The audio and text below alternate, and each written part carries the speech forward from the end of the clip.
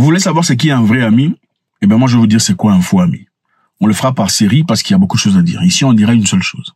Un faux ami, quand il te propose un truc, un marché, une proposition, une possibilité, une sortie, il n'insiste jamais. Il te le dit une seule fois. Si tu ne réagis pas, il te laisse. Tu n'entendras plus parler de lui pendant des mois. Ensuite, il reviendra, hey, salut, comment tu vas? S'il a besoin de tout. Un vrai ami va toujours insister. Hey, c'est comment je t'ai envoyé un message, tu n'as pas répondu. Est-ce que tu as vu le message que je t'ai envoyé? C'est un vrai ami.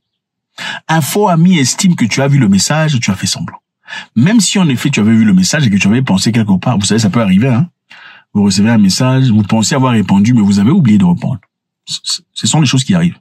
Un vrai ami te dira, hey, mon cher, j'ai t'ai envoyé un message. Tu n'as pas répondu. Un faux ami dira, je lui ai écrit, il a vu, il a laissé. Moi aussi, je me suis tu.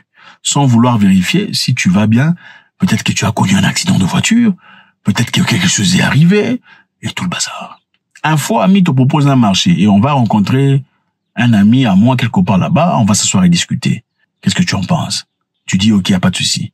Mais si quelques jours avant l'histoire, tu ne réagis pas, il n'insiste pas non plus. Parce que en lui, il a l'impression qu'en insistant, il est en train de se diminuer. Hein? C'est comme s'il est en train de te forcer.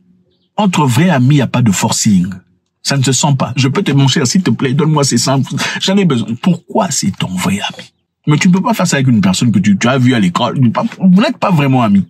L'objectif ici, ce n'est pas de vous demander d'être des gens difficiles. L'objectif, vous devrez tester tout le monde dans la vie. C'est important. Vous voulez avoir des amis aujourd'hui, donc il faut tester la loyauté de tout le monde. Le cœur de l'homme est tortueux, personne ne le connaît.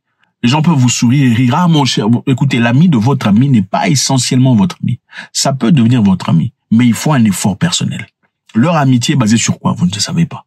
OK? Ce que votre ami fait avec lui n'est pas essentiellement ce qu'il fait avec vous. Donc, vous ne connaissez pas son identité avec lui. Attention. Donc, si vous rencontrez l'ami de votre ami, ça peut devenir votre ami, mais il faut un travail collectif. Donc, n'estimez pas directement que c'est aussi mon ami. Non, non, non, non, tu ne le connais pas. Et tu ne sais pas ce que ton ami à toi lui dit quand ils sont à deux.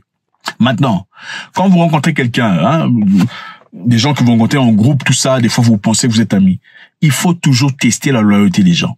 Ce sont des gens qui vous proposent un truc, insistent jamais. Ok, ne dit, mais j'avais parlé de cette histoire, tu as entendu le dossier que je t'ai envoyé, tu as vu ça, tu as eu le temps de lire. Jamais il te dit ça. Pour lui, il commence déjà à tirer de conclusions parce qu'il est en train d'observer ta réaction. Il n'a pas réagi, c'est-à-dire qu'il est en train de me négliger. Moi aussi, ok. Il n'a pas répondu, c'est-à-dire qu'il se prend la tête. Donc moi aussi, un vrai ami, c'est que tu n'es pas en train de te prendre la tête. Il sait que la raison pour laquelle tu n'as pas répondu, peut-être que tu as les histoires, peut-être que tu es embrouillé, peut-être que tu as les addictions, peut-être que ceci, peut-être que cela. Il prend toujours le temps. God bless.